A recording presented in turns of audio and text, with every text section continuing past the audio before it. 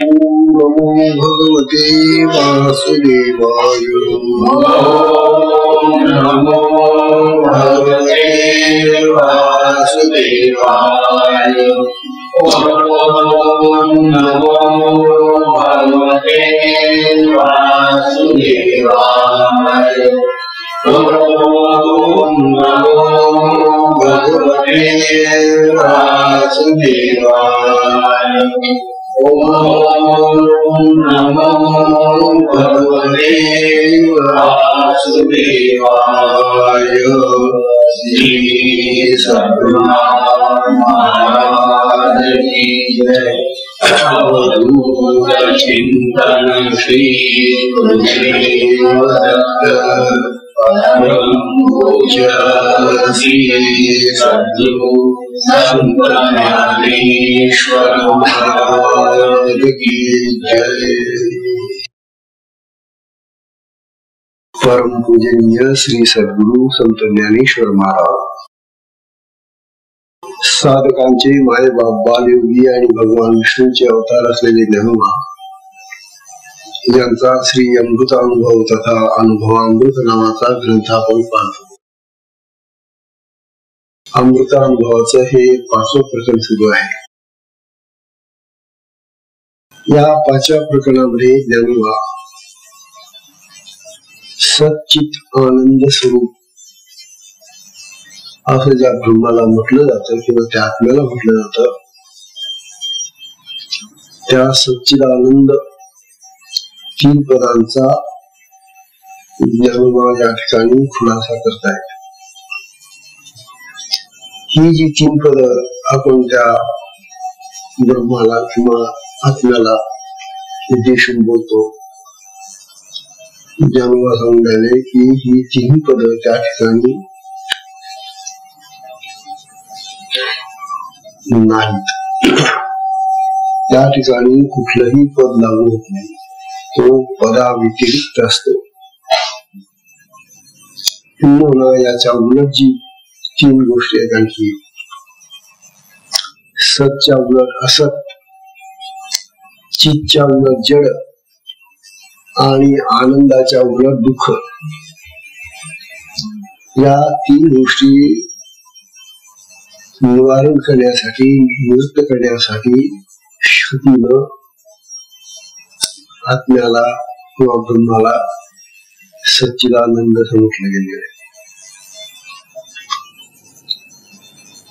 तेव्हा श्रुतीने सुद्धा आत्म्याला ही पद जोडलेली नाही, परंतु त्यामध्ये दुःख नाही, जडत्व नाही आणि असतपणा नाही हे सांगण्यासाठी श्रुतीनं सच्चिदानंद या पदाचा उपयोग केलेला आहे असं ज्ञानोबा सांगतात. हा जो विषय थोडासा अवघड आहे. अवघड अशा अर्थाने की या ठिकाणी सगळी जी चर्चा आहे ती तात्विक चर्चा आहे, आणि जेव्हा तत्वाची किंवा अशा एखाद्या प्रमेयाची, सिद्धांताची चर्चा असते त्यावेळेला ती आपल्याला समजून घ्यायला थोडीशी कठीण जाते. विषय साधा असला, सोपा असला, पटकन समजतो. पण विषयमय जो आहे तो परब्रह्माचा, ब्रह्माचा, आत्म्याचा विषय आहे. आणि त्या आत्म्याला लोक सच्चिदानंद स्वरूप म्हणतात. हे सच्चिदानंद स्वरूप आत्म्यामध्ये आहे का असं ज्ञानोबा आपल्याला विचारताय किंवा सांगतायत.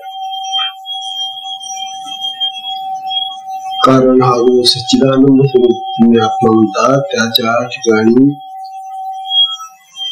कुठलाही अवयव नाही, त्याच्यामध्ये अवयवी नाही, त्याच्यामध्ये वाणी नाही, वाचा नाही. आणि ही 3 पद जी आहेत ती वाणीच्या द्वारे आपण उच्चारून लावतो ना. सच्चित आनंद हे 3 शब्द आपण आपल्या वाणीतून उच्चार करणार. मग ही जी वाणी आहे आपली, त्या वाणीचा उपयोग आपण त्या आत्म्याला 3 संबोधन, 3 प्रकारचे शब्द, 3 प्रकारची पद लावून करतो. ज्ञानोबा आपल्याला समजून सांगतायत की अहो त्या वाणीचा त्या ठिकाणी काहीच उपयोग नाही. तिथं परा नाही, पशंती नाही, मध्यमा नाही, वैखरी नाही, कुठली वाणी नाही तिथं. तो वाणीच्या पलीकडे आहे आत्मा. असं असताना जो वाणीच्या पलीकडे आहे त्याला तुम्ही वाणीनं 3 पद कशी लावता? म्हणून आत्मा या 3 पदांच्याही पलीकडचा आहे हे ज्ञानोबा आपल्याला समजेल. आज 6वी ओवी येते बा.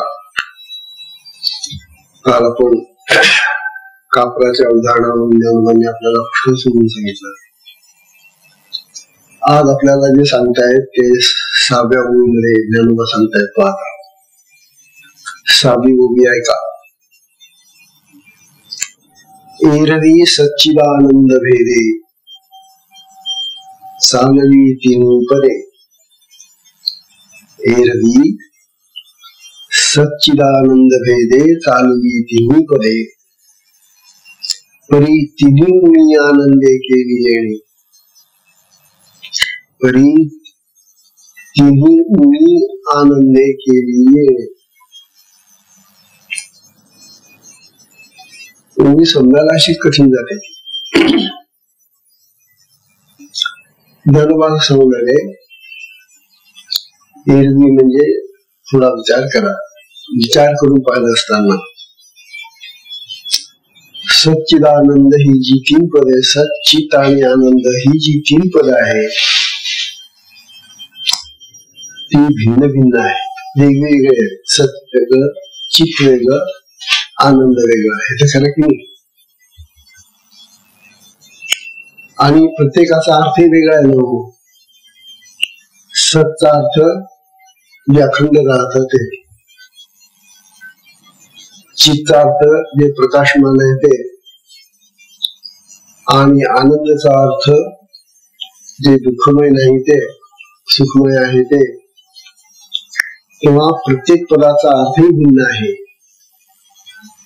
तेव्हा ही पद जी आहेत भिन्नार्थी पद ती त्या आत्म्याच्या ठिकाणी कशी रुजतील?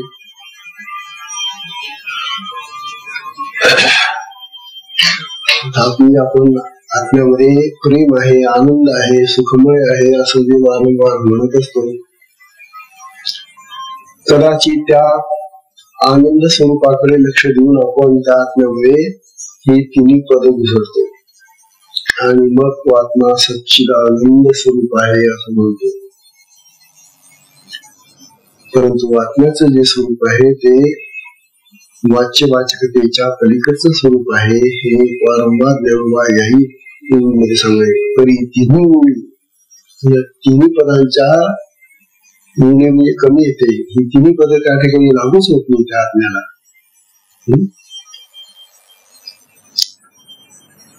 तेव्हा सच्चित पदाने, सच्चित आनंद पदाने आत्म्याचं वर्णन तुम्हाला करायचं असेल तर करा. परंतु आत्मा हा त्यामुळे कळतो किंवा आत्मा त्या पदांच्या रूपाने आपल्याला सापडतो असं होणार नाही. हा सांगण्याचा उद्देश. आत्म्याचं स्वरूप सच्चिदानंद आहे की नाही ते त्यालाच माहिती. तो कुठल्याही शब्दाच्या पलीकडचा आहे. शब्द तिथं लागूच होत नाही. तेव्हा अशा प्रकारे ज्ञानोबा आपल्याला सांगून आले. आता 7वी ओळीमध्ये ते पुन्हा सांगतायत. ज्ञानोबा सांगून आले या 3 पदांनी त्या आत्म्याला उमेपणा येईल. तुम्ही जर 3 पद लावली तर मग आणखी कित्येक पद लागू शकतात त्याला. आणि म्हणून लोकांनी सहस्रनामं लावलेली आहेत. तेव्हा या नामांनी ज्या आत्म्याचा आपण वर्णन करतो तो आत्मा त्या नामांच्या कधीच सापडत नाही. त्या आत्म्याला ती नावं नाहीत. आत्मा त्या नावांच्या पलीकडचा आहे. आत्मा कसा आहे? निनावी आहे. मग निनावी असलेल्या आत्म्याला तुम्ही नावं देता. आणि त्या नावांनी त्याला संबोधतात, त्याला पकडून पाहतात, त्याला जाणून इच्छितात, तेव्हा अशा पद्धतीने आत्म्याचं स्वरूप जाणता येणार नाही हे ज्ञानोबांना या ग्रंथामध्ये सांगायचे. मग आता ते पुढे सांगतात 7व्या ओळीमध्ये. 7वी ओळी ते म्हणतात, सत्ताची की सुख प्रकाशू, प्रकाशूची सत्ता उल्हासू, हे न निवडे मिठांशू, अमृते जेवी. ज्ञानोबा उदाहरण देऊन आपल्याला समजून राहिले. सत्ताच की सुख प्रकाशू, अहो हा जो सद्गुण आहे ना, जो सत म्हणून वापरतो, वास्तविक हा सत म्हणजे सत्ता असलेला जो गुण आहे, त्याच्यामुळे सुखाचा आणि त्या प्रकाशाचा म्हणजे चित स्वरूपाचा प्रकाश होतो, म्हणजे ते जाणलं जातं. वास्तविक हे 3 शब्द भिन्नार्थी जरी असले तरी तुम्ही एका आत्म्याच्या ठिकाणी लावत असल्यामुळे त्या आत्म्याचं जे स्वरूप आहे, मग ते सतमध्ये आहे, चित मध्ये आहे, आनंद मध्ये आहे. जर तुम्ही आत्म्याला ते लावता तर आत्म्याचं स्वरूप या 3 मध्ये आलं. मग जे सतचं स्वरूप असेल ते चित्तचं पण असू शकतं, जे चित्त असेल तेच मग आनंदाचे असू शकतं, असं ज्ञान म्हणतात. सत्ताची ही सुख प्रकाश, सत्ताच मग हा जो सत शब्द आहे तोच सुख आणि प्रकाशक आहे. प्रकाशकाची सत्ता उल्हासू, आणि जो प्रकाशक आहे, चित स्वरूप आहे, तोच सत्पण आहे. हे न निवडे मिठांशू अमृत जेवी. म्हणतात हे जसं आपल्याला निवडून काढता येणार नाही, सत कोणत्या आत्म्यामध्ये, चित कोणतं आहे, आनंद कुठे, निवडता नाही. आपला 3 शब्द सत चित आनंद स्वरूप म्हणा त्याला, परंतु आपल्याला त्या आत्म्याचं जे स्वरूप आहे ते न कळल्यामुळे आपण हा शब्द त्याला वापरतो, परंतु त्या आत्म्याचं सत स्वरूप कुठे आहे, चित स्वरूप कुठे आहे, आनंद स्वरूप कुठे आहे हे कळत आपल्याला नाही. म्हणतात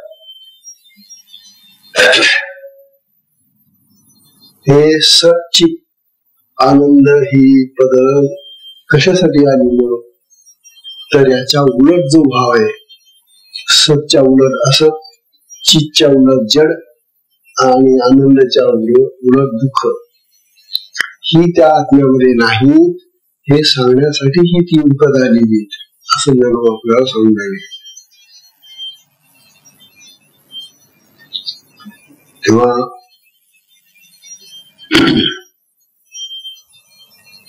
जगामध्ये आपण असं पाहतो की काही वेळेला एका पदाने एका वस्तूचा बोध होतो. बघा, एका पदाने म्हणजे एका शब्दाने एकच वस्तू दाखवली, दुसरी वस्तू दाखवता येत नाही. साधी गोष्ट ही झान म्हटलेली मंजिरी, हा मंजिरी शब्द जो या वस्तूला मी वापरला, हा कुठल्या या वस्तूला वापरता येणार नाही. म्हणजे एका पदाने एकच वस्तू दाखवली जाते जगामध्ये, असे काही पद असतात.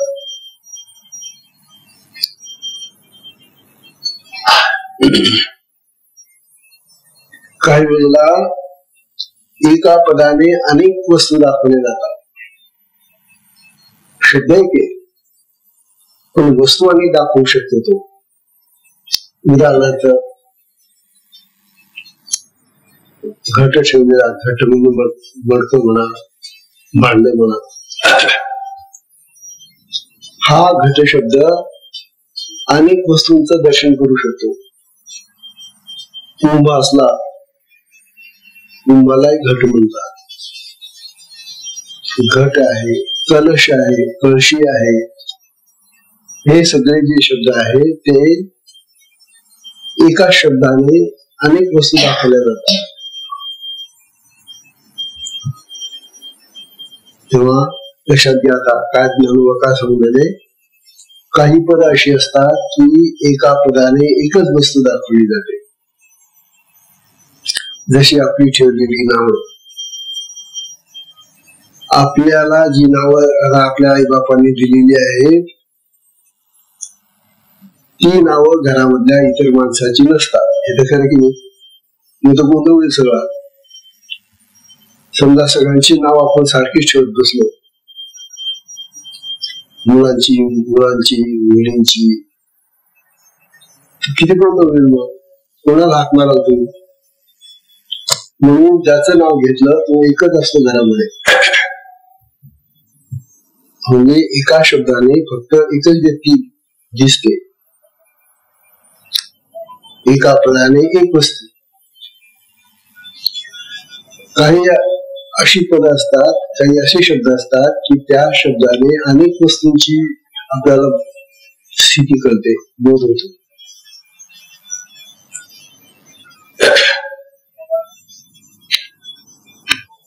समजले. धान्य म्हटलं,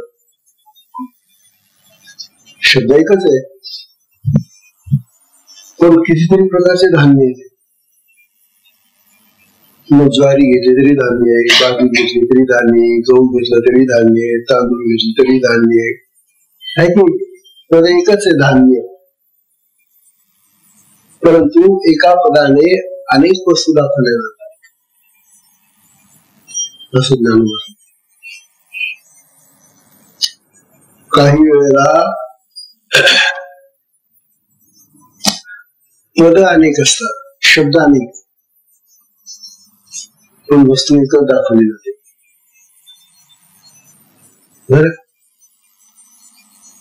तेव्हा अनेक पदांनी सुद्धा एकच वस्तू दाखवली जाते. काल तो उदाहरण परवाचं आहे आपलं. एखाद्या माणसाला आपण मामा म्हणतो, काका म्हणतो, बाबा म्हणतो, दादा म्हणतो, आहे ना. शब्दाने झाले आता. काका, मामा, बाबा, दादा शब्द अनेक आहे पण व्यक्ती एकच आहे. आता तुम्ही सांगा, सच्चित आनंद ही जी 3 पद आहेत, मग पद 3 आहेत, मग आता वस्तू किती दाखवेल? 3 वस्तू दाखवायला पाहिजे, आहे की नाही? अनेक वस्तूंनी, अनेक पदांनी काही वेळेला एकच वस्तू दाखवली जाते, काही वेळेला अनेक पद, एक पद असतं, अनेक वस्तू दाखवल्या जातात. अशा तऱ्हेनं उलट सुलट आपण जर पाहिलं तर आपल्याला आत्म्याचं हे जे स्वरूप आहे ते कळायला मोठी अडचण निर्माण होऊन जाते. मग सच्चित आनंद या 3 पदांनी आम्हाला अनेक वस्तू दिसतील का एक वस्तू दिसेल, हा गोंधळ होईल. मग ही 3 पद जी लावलेली आहे ती एका ब्रह्माला लावलेली आहे, एका आत्म्याला लावलेली. एकच आत्मा आहे, ब्रह्म एकच आहे. तेव्हा एका ब्रह्माला, एका आत्म्याला ही 3 पद चिटकून तुम्ही आणखी जास्त गोंधळात पडा.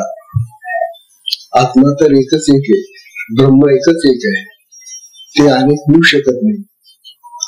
तेव्हा ब्रह्माच्या कोणत्या अंगाला तुम्ही सत लावता, कोणत्या अंगाला चित लावता आणि कोणत्या अंगाला आनंद लावता, हे आपल्याला काहीही कळत नाही. कारण आत्माच पाहिला नाही तर तुम्ही चिटकवणार कुठे ती 3 पद? कुठं चिटकवणार 3 पाट्या त्याला?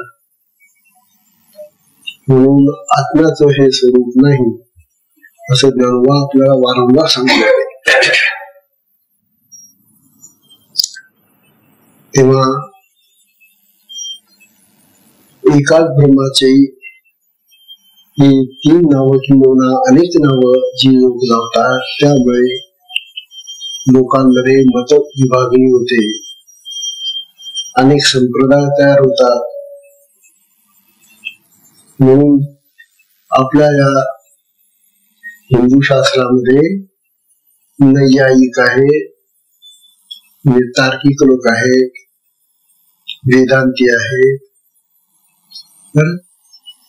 तेव्हा ही जी अशी निळ्या प्रकारची मंडळी तयार होते याच कारण या असल्या मत किंवा पदांच्या भिन्नतेमुळे. न्याय शास्त्र आहे, वैशेषिक शास्त्र आहे, सांख्यशास्त्र आहे, योगशास्त्र आहे, वेदांत शास्त्र आहे. या दर्शनकारांनी निरनिराळ्या प्रकारे या अशरीरी अशा आत्म्याला ही पद लावून लावून त्याचे वेगवेगळे असे प्रकार करून ठेवलेले आणि म्हणून पंथ पडले आपल्या देशामध्ये. अनेक मार्ग तयार झाले आत्म्याला प्राप्त करण्याचे.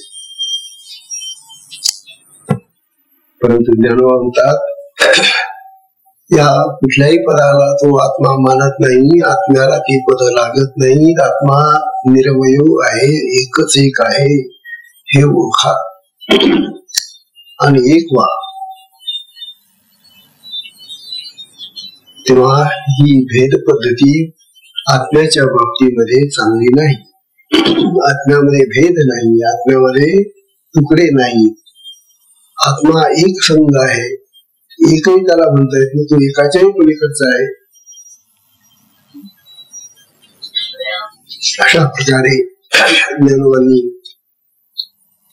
या ठिकाणी या 3 पदांचा उपयोग कसा करायचा, का करायचा, कोणी करायचा, का करू नये हे याबद्दल माहिती सांगितलेली आहे. सार गोष्ट ही की ज्याप्रमाणे अमृतामधून त्याची गोडी बाजूला काढता येत नाही, तद्वत सत्ता, प्रकाश आणि आनंद या 3 गोष्टी आत्म्यावरून कुठून काढणार नाही. कुठे सत्ता आहे, कुठे चित स्वरूप आहे, प्रकाश आहे, कुठे आनंद आहे, या अशा निवडून काढता येणार नाही तुम्हाला. यासाठी आता फार सुंदर दृष्टांत देतात ज्ञानोबा. दृष्टांत करणं सोपं आहे. ज्ञानोबा इतके सोपे दृष्टांत देतात. बघा ते म्हणतात शुक्ल पक्षीच्या 16 दिवसा वाढती कळा, परी चंद्र मात्र सगळा चंद्री जेवी. परी चंद्र मात्र सगळा चंद्री जेवी. हा जो दृष्टांत दिलेला आहे, हा दृष्टांत आपल्यालाही आपण भ्रमानं चंद्राला काय का संबोधतो.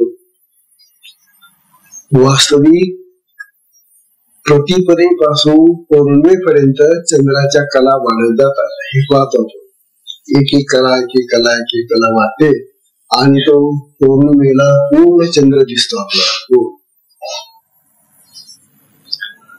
आता ज्ञानोबा म्हणतात अहो प्रतिपदेच्या दिवशी त्याला ती जी एक कला दिसते त्यावेळेला तो चंद्र एकच आहे का, एकच कलेचा असतो का? चंद्र म्हणून जो आहे मुळात तो तसाच असतो का एका कलेचा? अहो तो गोटाळा आहे ना, दिसतो ना, तो फक्त एक कला त्याची समजदार दिसते एवढं. त्याची एक बाजू आपल्याला उजेडात दिसते म्हणून, बाकी त्याचा जो गुणपणा आहे तो आहेच तिथं. मग त्याच्या त्या कला वाढत जाता म्हणजे तसं अंग फिरत जात चंद्राचं, त्याला त्या कला वाढत जात अशा. आणि वेळा तो पूर्ण दिसतो म्हणजे काय 16 कला त्याला चिटकलेल्या असतात. हा जो आपला भ्रम आहे, या भ्रमाचं निराकरण एवढ्यासाठी ते करून राहिले की हा भ्रम आपल्याला आत्म्यासंबंधीचा आहे, आत्म्यासंबंधी भ्रमासंबंधीचा आहे. त्यामुळे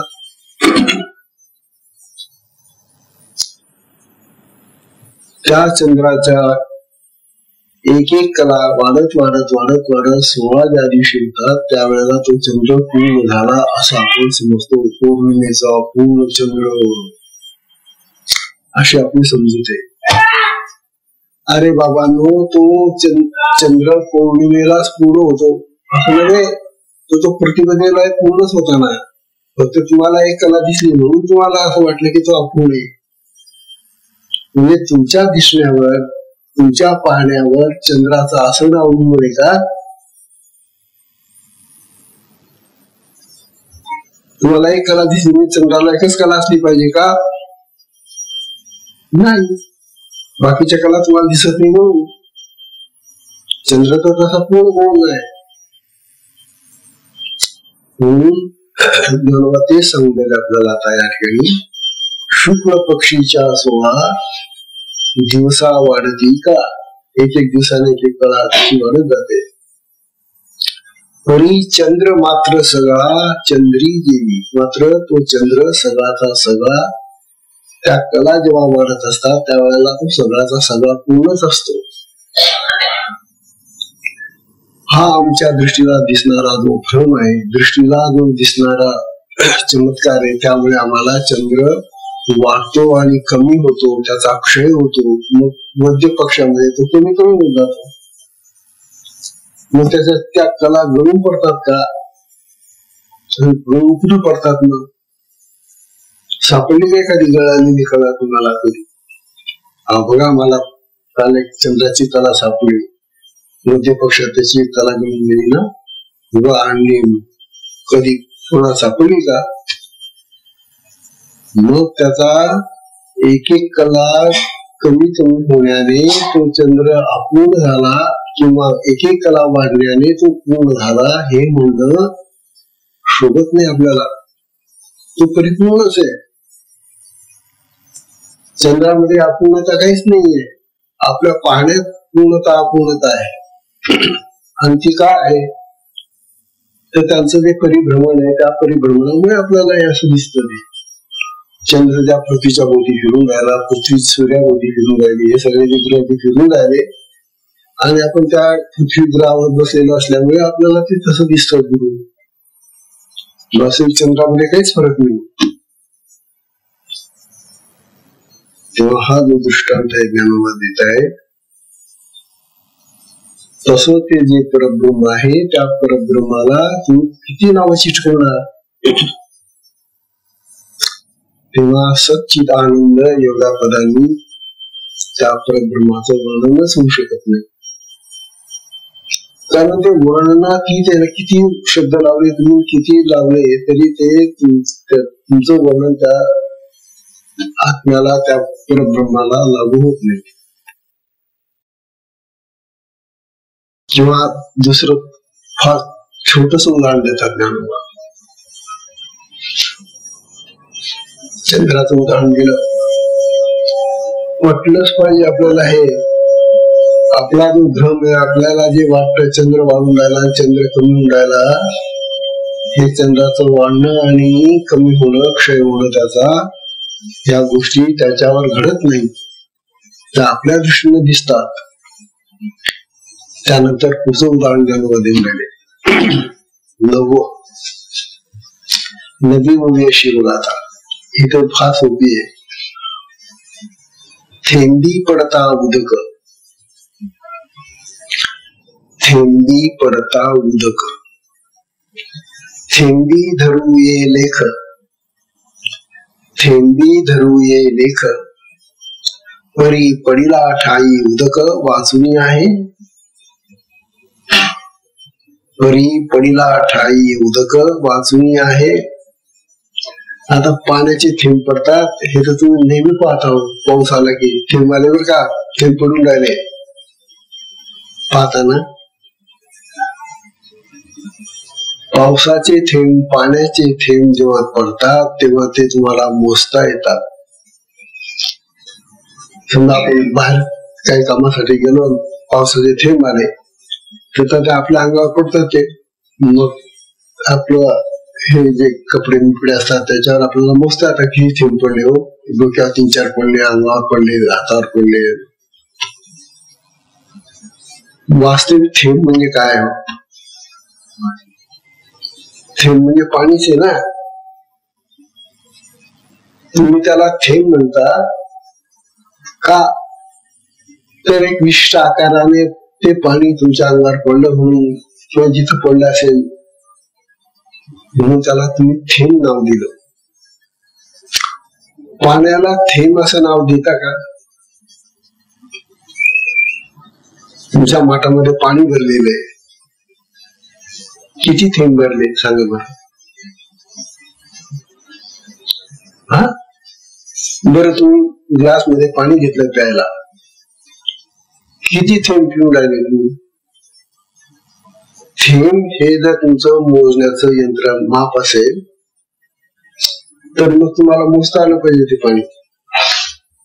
मग तुम्हाला नदीचं पाणी मोजता यायला पाहिजे. घरातलं मटक्यातलं तर मोजता येत नदीचं कुठे येणार आहे हो. आणि मग सागराचं पाणी किती थेंब आहे. तेव्हा थेंब हा त्या पाण्याचा एक विशिष्ट भाग आहे, आकाराला आलेला आहे. पाणीच पाणी असून त्या पाण्याचा एक विशिष्ट असा गोल आकाराचा बनलेला तो थेंब असतो. बरं, त्या जमिनीवर पडला, जमिनीवर पडल्यानंतर मग काय होतं, तो थेंब तुम्हाला धरता येतो का? जमिनीवर पडल्यानंतर तो जमिनीवर मध्ये जिरून जातो तो थेंब. तेव्हा थेंब जे आहेत ते पाण्याचे सुटे सुटे सुटे सुटे लहान भाग आहेत असं ज्ञानोबा समजायला. थेंबी पडता उदक, थेंबी धरून येले कर.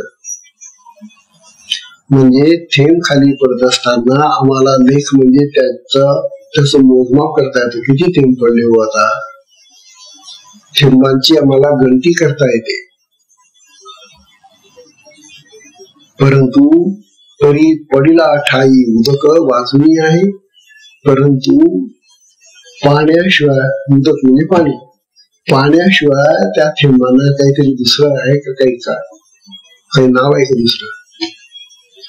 थेंबही पाणीच आहे आणि पाणी सुद्धा थेंब बनत. तात्पर्य ज्ञानोबा आपल्याला आता यामध्ये असं सांगताय, तसे सच्चित आनंद ही 3 पद तुम्ही थेंबासाठी घेतली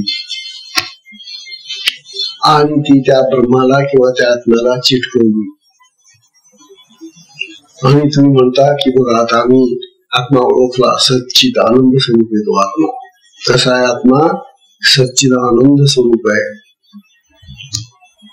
आता सच्चिदानंद स्वरूप आत्मा तुम्ही कसा जाणला? त्या थेंबांनी, त्या पदांनी. बर का? तेव्हा ज्ञानोबा सांगतात, परमात्म्याच्या ठिकाणी असल्या प्रकारचे थेंब आणि असल्या प्रकारचं पाणी काहीच नाही. तो जो आत्मा आहे, ते जे ब्रह्म आहे, त्या ब्रह्माच्या ठिकाणी हे काहीही नाही, हे गणित नाही, हे थेंब नाही, हे आकार नाही पाण्याचे, हे पद नाही, त्या पदांचे अर्थ नाही, ही पद वेगवेगळी नाही, अशा प्रकारचा तो आत्मा आहे. म्हणून ज्ञानोबा आपल्याला या थेंबावरून, नंतर त्या चंद्राच्या कणांवरून असं सांगू इच्छितात की हे वर दिसणारे जे आपल्याला विभाग दिसतात, भेद दिसतात, असे भेद आत्म्यामध्ये नाही. आत्मा निरअवयव आहे. आत्मा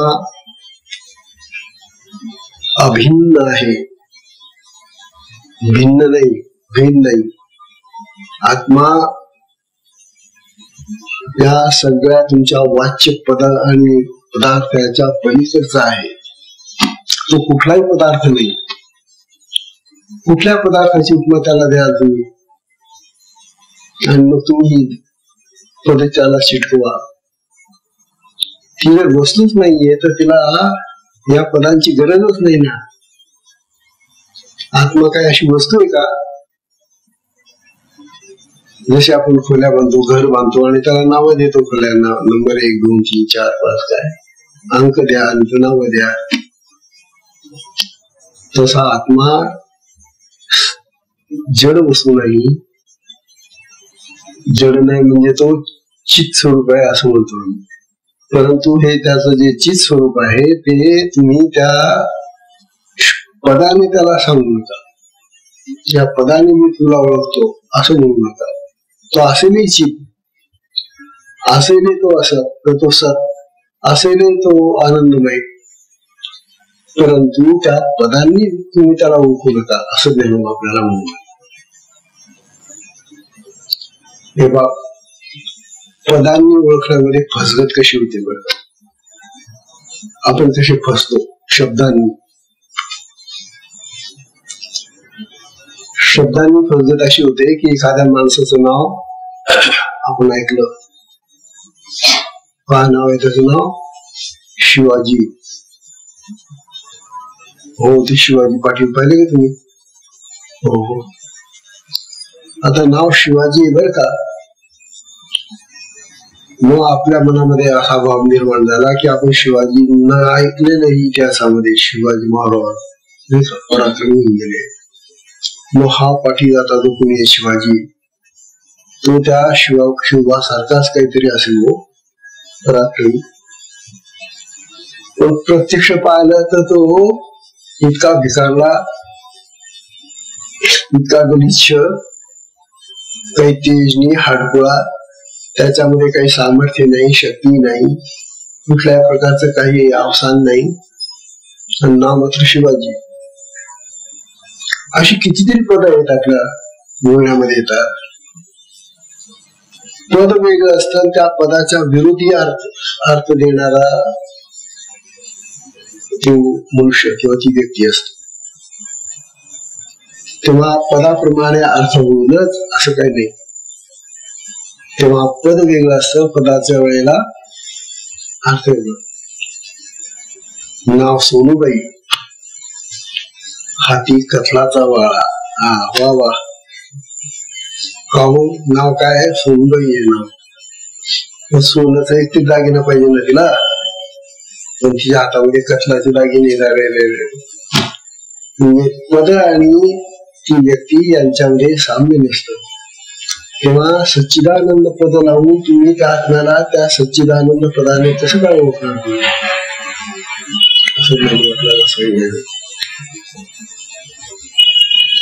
म्हणून ज्ञानू आपल्याला आता पुढे सांगतात. सच्चिदानंद पदाचं कार्य काय मग ते म्हणतात, तैसे असताची व्यावृत्ती सत म्हणून आली श्रुती, जडाची समाप्ती चिद्रूप पैसे. इथं ज्ञानोबांनी खुलासा केला. हे सच्चित आनंद तिन्ही शब्द आम्ही कुठून उचलले हो, कुठं मिळाले आम्हाला हे शब्द? तर म्हणे वेदांमध्ये मिळाले, श्रुतीमध्ये मिळाले. श्रुतीने आत्म्याला ब्रह्माला सच्चित आनंद स्वरूप मानलं. आता श्रुतीने आनंद स्वरूप, सत स्वरूप आणि चित स्वरूप मानलं आत्म्याला. ते का मानलं? ज्ञान म्हणतात, श्रुतीने जेव्हा आत्म्याला सच्चित आनंद स्वरूप मानलं त्यावेळेला त्यांना हे दाखवायचं होतं की आत्म्यामध्ये असत नाही, चित्तच्या उलट जड नाही आणि आनंदाच्या उलट दुःख नाही. आत्म्यामध्ये हे जे दुसरे विरोधी धर्म आहेत, सच्चित आनंद याचा विरोधी धर्म, ते नाहीत म्हणून हे आहेत अशासाठी दाखवलं. मग हेही नाही तर तेही नाहीत. मग जर आत्म्यामध्ये असत नाहीये, जडत्व नाहीये आणि दुःख नाहीये आत्म्यामध्ये, तर मग आत्म्यामध्ये सतही नाहीये, चितही नाहीये, आनंदही नाहीये. तेव्हा श्रुतीचा भाव काय होता, श्रुतीनं का सांगितलं आत्मा सच्चिदानंद आहे, तर तिला हे जे त्याच्या उलट असलेले जे शब्द आहेत ते काढायचे होते. हा एकमेकांचा परोक्ष भाव, हे भेद आपल्याला कळले पाहिजे. म्हणून ज्ञानोबांनी आता आपल्याला हा श्रुतीचा दाखला दिलेला आहे या ठिकाणी. बघा ना, ऐसे असताची व्यावृत्ती सत म्हणून श्रुती. काय म्हणतात ज्ञानोबा, असतची व्यावृत्ती करावी. असत जे आहे म्हणजे जे सत नाही त्याचा निराश करावा, त्याचा बात करावा, त्याला काढून टाकावं, म्हणून सत म्हणून आली श्रुती. म्हणून श्रुतीनं त्या आत्म्याला सत म्हटलं. ज्ञानोबा सांगतात ना, त्याला सत का म्हटलं ह्या श्रुतीने, तर त्याच्यामध्ये जे असत असेल ते नाहीस व्हावं म्हणून. जडाची समाप्ती चिद्रूप ऐसे, त्या ठिकाणी जड नाही त्याची समाप्ती करण्यासाठी चिद्रूप त्याला म्हटलं गेलं. तर हे जे श्रुतीचा जो हेतू आहे सांगण्याचा, तो ज्ञानोबा आपल्याला सांगतोय. आणि आपण काय धरून बसलो, वेदामध्ये सांगितलेले, श्रुतीने सांगितलेले सच्चिदानंद स्वरूप. म्हणून आत्मा कसा आहे, सच्चिदानंद स्वरूपच आहे. पण आपल्याला हा जो भेद आहे, श्रुतीनं का त्याला त्या ठिकाणी हे शब्द वापरले, तर त्याला त्याच्या विरोधी भाव असलेले जे शब्द आहेत ते काढून टाकावे म्हणून हे शब्द वापरलेले आहेत. अशा प्रकारे म्हणतात, मूलभूत गोष्टी आपल्याला माहिती नसल्यामुळे, आता ही जी वेदातली गोष्ट आहे, वेदांचं जे निश्वसन आहे ते भगवंताला आपल्या निश्वासामधून वेद तयार झालेले दिसतात. वेद कसे तयार झाले, वेदांच्या या ज्या रुचा आहेत त्या निश्वासातून निर्माण झालेल्या आहेत, श्वासातून निर्माण झालेले ते निश्वास श्वास, त्याच्यामधून वेद तयार झाले आणि मग त्या निश्वासातून हे शब्द बाहेर पडलेले सच्चिदानंद. तेव्हा अशा प्रकारे हे निश्वासन भगवंताचं का असं झालं, तर त्या आत्म्यामध्ये हे हे हे हे नाहीये म्हणून हे हे त्यामध्ये आहे असं सांगण्यासाठी आलं. पण आता आपल्याला कसं कळणार, त्या आत्म्याचं निश्वासन, आत्म्याचा श्वास हे का, किंवा त्या भगवंताचा श्वास, त्या श्रुतीचा श्वास, श्रुती निर्माण झाली, वेद निर्माण झाले, हे कसं कळणार आपल्याला, हे ज्ञान आपल्याला सांगणार आहे. तैसे असताची व्यावृत्ती, असतची व्यावृत्ती व्हावी, असत निघून जावं, सत म्हणून आली श्रुती, म्हणून त्याला सत म्हणायला लागले श्रुती. जडाची समाप्ती चिद्रूप ऐसे, जड नाहीस व्हावं म्हणून चिद्रूप म्हटलं गेलं आत्म्याला. म्हणजे काय करण्यासाठी काय झालं हे आपल्याला ज्ञानोबा सांगतायत. आणि हे जर आपल्याला माहिती नसलं ना, तर आपण वेड्यासारखं त्या आत्म्याला सच्चिदानंद स्वरूप आहे, सच्चिदानंद स्वरूप असंच म्हणत. तेव्हा फार ज्ञानोबा आपल्याला फार कुठे कुठे घेऊन जात आहे, अतिशय उंचीवर. लक्षात घ्या, हा जो विषय चाललेला आहे हा काय सर्वसामान्य स्तरावरचा विषय नाहीये. म्हणून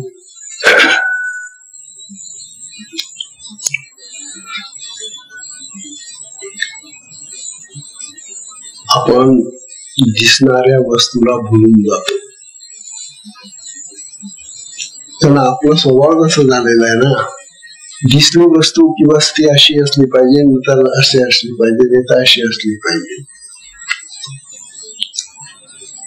ज्ञानवंता, अरे जगातल्या का सगळ्या वस्तू तुम्हाला कशा दिसतात, हे जग तरी तुम्हाला सगळं दिसतं का? मग जग हे असं गोल आहे हे कसं काय कळलं तुम्हाला? ही पृथ्वी गोल आहे, हे दुसऱ्यांचं ऐकून कळलंय आम्हाला, है की ही श्रुती झाली. आता श्रवणाने कळलेलं ना, कोणीतरी शिकवलं शाळेमध्ये म्हणा कुठेतरी ही पृथ्वी गोल आहे, हे जगत आपलं गोल आहे, आपण गोल जगात राहतो. तुम्ही प्रत्यक्ष पाहिलंय का?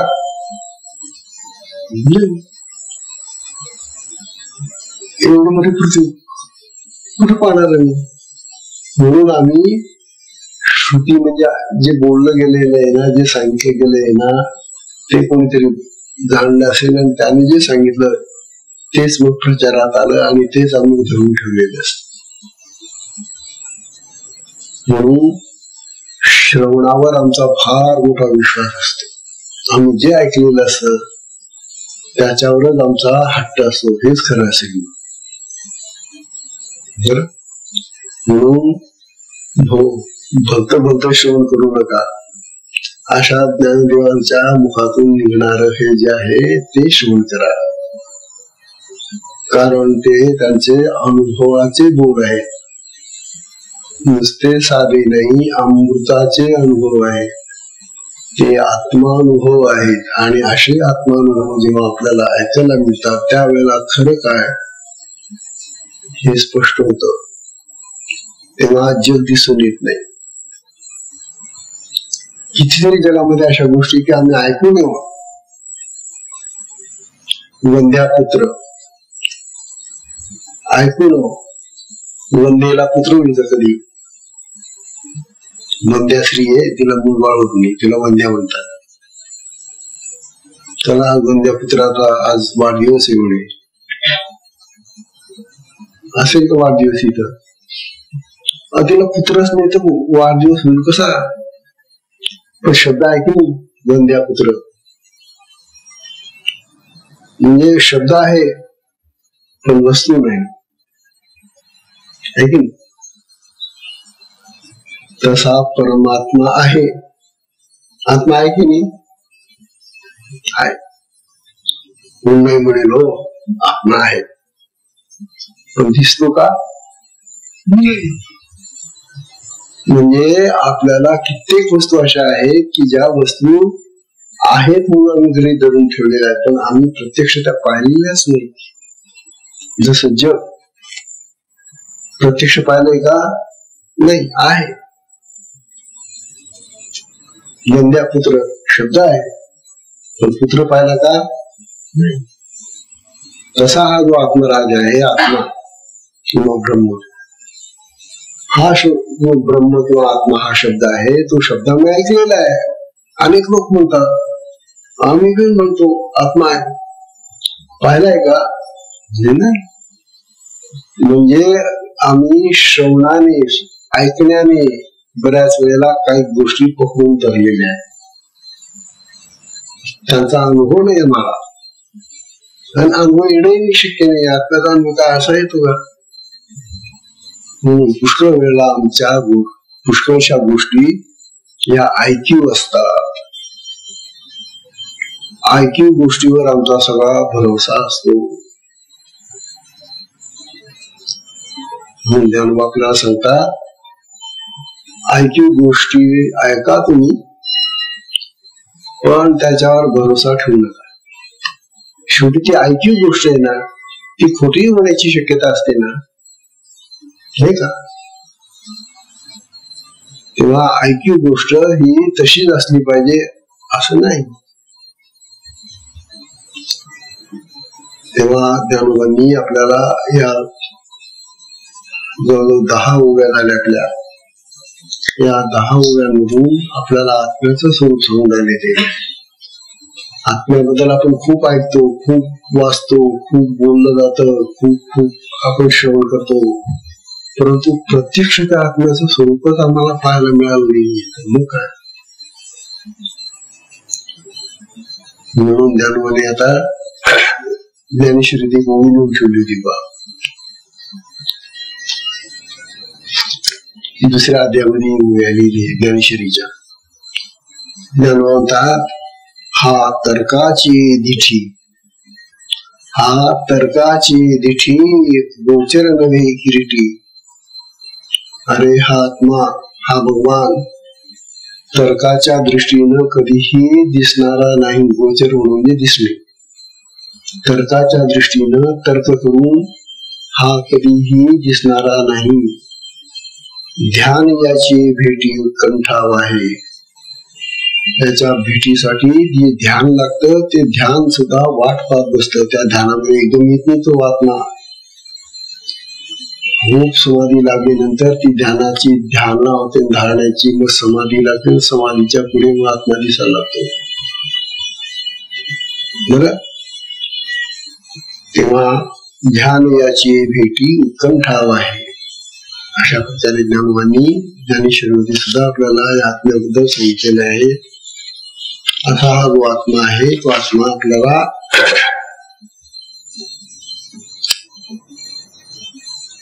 आता ज्ञानोबा होत विषय संपलेला, फार सुंदर विषय चाललेला हा. किंवा सत्संगाच्या आता वेळ संपल्यामुळं सत्संगाला आता विश्राम देणं आवश्यक आहे. पुष्कळ वेळेला हे कंटाळवाणं होईल किंवा इतकं सोपं विषय नाही हा. हे जे वर्णन आहे किंवा हा जो विचार प्रवाह आहे या ग्रंथाचा तो अतिशय उच्च अशा स्तरावरचा आहे. त्यामुळे सर्वसामान्य माणसांना तो काहीच पत्ता लागेल. समजा नवीन मनुष्य कोणी बसला इथं आणि तो ऐकून राहिला आहे प्रवचन, तर कुठून आलो, एक मोठी शिक्षा झाली आपल्याला. याच्यापेक्षा आपण कुठेतरी एकांतामध्ये बसलो असतो ते तरी बरं झालं असं. या प्रवचनात येऊन बसलो, आता धर्म उठता येत नाही, जाता येत नाही, काय करता येत नाही, समजतही नाही काही. अशा प्रकारचा हा विषय आहे. परंतु समाधान मला हेच वाटतं की आपले सगळे साधक समजून न समजून देव जाणे त्यांना, परंतु ते बिचारे दररोज ऐकायला येतात आणि ज्या ते ऐकायला येतात त्या त्यांना नक्की समजतं असं मला वाटतं. बरं, हे मला वाट नाही असे नाही. आणि समजतं, समजण्याच्या पलीकडे काहीच नाही हो जगामध्ये. आपल्याला जे दिलंय ना देवाने ते तेवढं समजून घेणं इतकं दिलेलं आहे देवाने, आणि गुरुने दिलंय आणखी आपल्याला. त्यामुळे आपल्याला पुष्कळ समजतं. तेव्हा अमृतानुभव हा सर्वसामान्य माणसाच्या आटोक्याच्या पलीकडचा विषय आहे. परंतु ज्या अर्थी आपले साधक सगळे इथं येऊन ऐकतात त्या अर्थी त्यांना तो कळतच असला पाहिजे अशी माझी दृढ समजूत आहे, आणि ती तुम्ही टिकून ठेवायला पाहिजे. बरं, हरिओम तत्सत.